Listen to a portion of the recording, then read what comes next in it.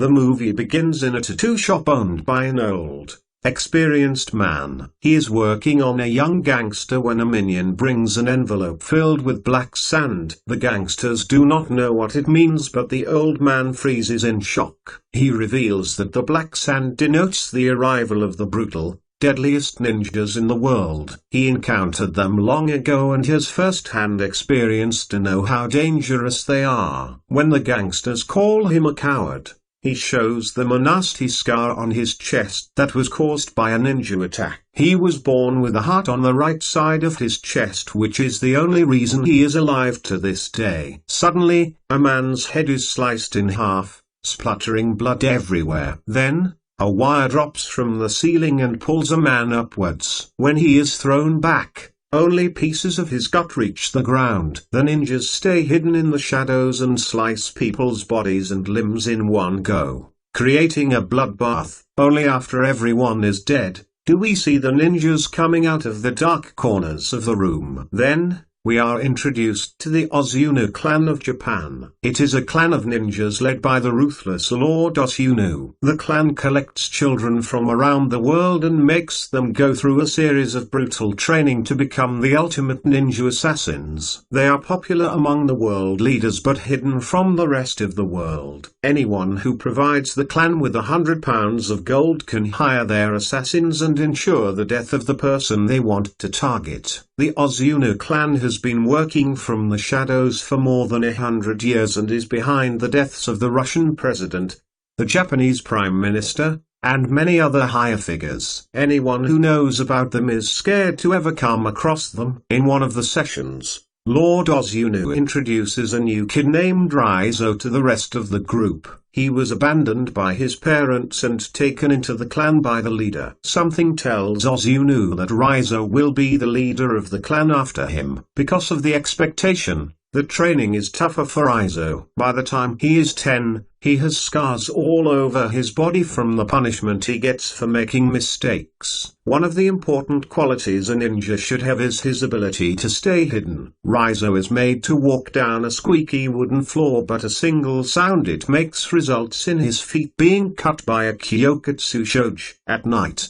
the kid can hardly sleep because of the pain. Then, he witnesses kindness for the first time in his life when a girl puts ointment on his wounds. Her name is Kiriko and she is a fellow ninja in training. The kids are taught to not have any kind of emotions, but Kiriko is different. She doesn't believe in the violence and killings that the clan supports. Time passes quickly and both Rizo and Kiriko grow up together, hardly talking, but always looking out for each other. Rizo has now become the most talented ninja Ozuno has ever trained. However, in a match with his senior Takeshi, he loses because of a foul tactic of the opponent. The master allows it and instead blames Rizo for being weak. He uses an extremely painful finger-pushing technique on Rizo that causes the guy to crumple in pain. His ultimate test is to survive the night without medical assistance. Upon returning the next morning, Ozuno sees him ready for the new day's training and is proud of the student for passing the test. Soon, Rizo becomes the most talented ninja of the clan, beating the opponent blindfolded and with his hands bound. Kiriko is proud of him, but on the other hand, becomes disenchanted with the Ozuno's way of life. She frequently disregards the little rules of the clan and is warned by Rizo. He is scared that if the leader finds out, he will take her heart away, but Kiriko says her heart is with Rizo so it can never be stolen. In a training session, she is asked to hurt an opponent with a knife. When Kiriko is unable to do it, Ozuno cuts her face and throws her into a cage. Rizo sneaks out to meet her and feed her water. A few days later, on a rainy night, Kiriko climbs a wall to escape and encourages Rizo to join her. But he chooses to stay, wanting to remain loyal to the clan since it is all he has ever known. Eventually, Kiriko is captured and is set to be executed. Senior Takeshi impales her through the heart in front of everyone. A part of Rizzo dies that day, but he still decides to stay loyal to the clan. The scene cuts to a few years later in Berlin Europol headquarters. A forensic researcher, Mika, has found evidence about the existence of the clan. Unaware of how dangerous the piece of information can be, she brings it to her senior at work, Maslow. He refuses to believe that there is a secret ninja organization that only the elites know about. But Mika shows him the reports which prove the connection between the flow of money from world leaders and the deaths of many known figures. Maslow, now interested, decides to dig further into the matter. Eventually, they find out that a high-ranking KGB agent, Sabatin, has made similar reports in the past. But as his work started to gain recognition, he was kicked out of his post for being delusional and eventually killed. Then, we see that Rizzo is also in the city of Berlin, living in a shabby apartment for a special task. He trains every morning over a block of nails like he was taught by his master. One day, he goes to the local laundry shop and comes across a woman. She seems to be friendly, but he instantly recognizes her as a ninja. They two attack each other and indulge in a tough fight. A while later, we see blood dripping out of a washing machine and the girl's body spinning inside it. Meanwhile, Mika takes her investigation a step forward and goes to meet the wife of the former agent who was killed for talking about the clans. The woman reveals her husband was a strong, courageous man, but after the scandal, everything changed. He became so much of a coward that every door and window had a minimum of 2 locks and every corner of the house was well finds out there has been a power outage. The shadows say the ninjas have no place to hide inside her dark apartment, but the lights went off and he was killed. Surprisingly enough, day at work, another ninja saves her life and kills the assassin for evaluation. He is none other than Rizzo. Another flashback on her because people are talking on his mission to complete his first assassination. He lets all his frustration out and brutally kills the target. After the mission, he comes to the rooftop to meet the rest of the clan. Lord Ozunu says that he is proud of Rizzo and calls him closer. To his surprise, Rizzo attacks him with the Kyokatsu shoge that cuts him across the face and an eye.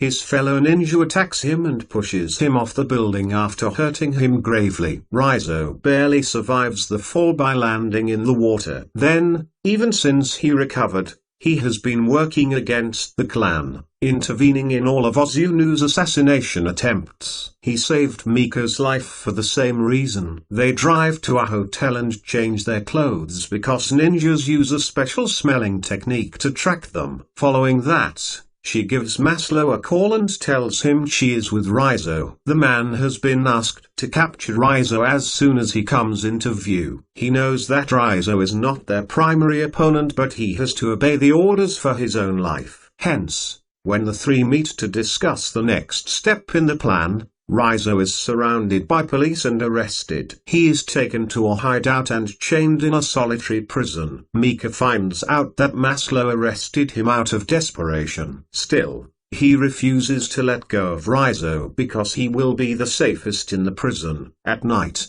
Mika goes to him and offers him water. Rizzo takes the opportunity to reveal that the assassins will be here any second. Mika tries to warn Maslow, but it is too late. The lights go off and the ninjas come out of the shadows. Even with the most advanced weapon, the soldiers are proven to be weak against the warriors. Mika unlocks the chains off Rizzo's hands right before he is killed. He fights the ninjas and asks Mika to run away since he cannot save both of them. Rizzo is the best student the Ozunu clan has ever had. Still, going against a horde of ninjas is difficult for him. In the end, he and Takeshi end up on the road. Takeshi picks up his sword to end Rizzo's life for good, but Mika arrives at the right time and hits him with her car. She brings Rizzo to a hotel. Although he is severely injured, he refuses to go to the doctor. She sits beside him, talking to his unconscious self. She apologizes for not being of use to him and thanks him for her life. After that,